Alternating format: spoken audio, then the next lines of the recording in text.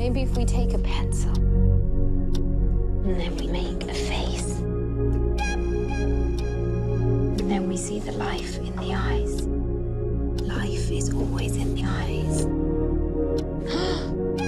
There's our monster. The story is about a family coming to terms with the young mother having a life-threatening illness, and there's the grandmother, the mother, and the divorced father and the son.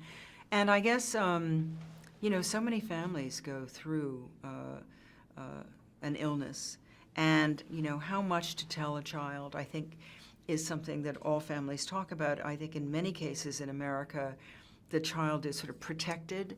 You know, the child isn't given a lot of details. And I think this movie really respects the child's perspective, and shows what strength is needed, and also shows the ability of this talented boy to summon up this kind of creature from his imagination to help him understand the complexity of what's going on, especially since his mother's sort of busy, you know, getting well, and he's not very close to his grandmother, who is, it must be said, a rather forbidding person in the beginning. How does the story begin? Was the boy too old to be a kid? You're coming to live with me. Don't touch anything. Too young to be a man? I no longer see you. We were very fortunate because we actually all got around for a table read, which is unusual these days, which is very helpful. That bubbles away, you know, all those relationships. And we also had time to do research. We met with doctors, we each met people who were going through this or who had survived cancer. And we also, I know Felicity and I went to a couple of hospice places to see what the last stages of this illness might be and how one could make that person feel better. So we had that opportunity to get to know each other within the context of this film, and I think that those family relationships really grew out of that. What did he do?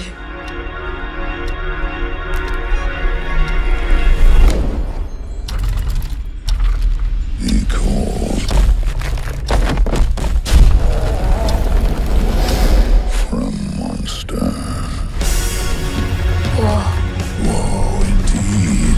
I knew Bayona's work from The Orphanage and The Impossible, and they're both very much about love. You don't quite understand it in The Orphanage till the end.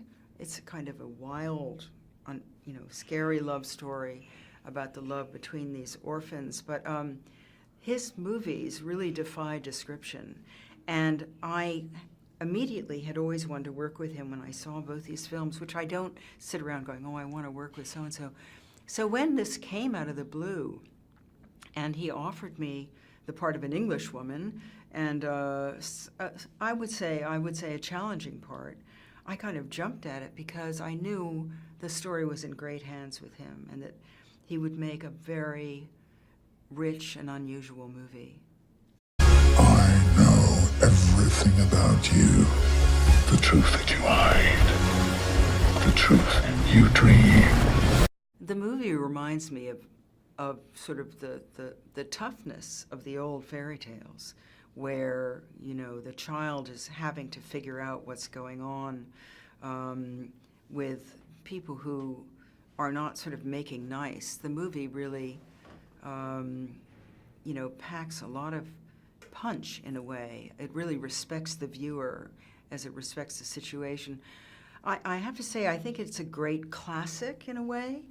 To me, it brings in lots of elements from, you know, fairy tales and good family drama, but I don't think I've ever seen anything like it before. To me, it's like a well that you can keep drinking from, because each time I see it, I learn something else. I'm sorry you have to face this, but you have to be brave. Do you understand?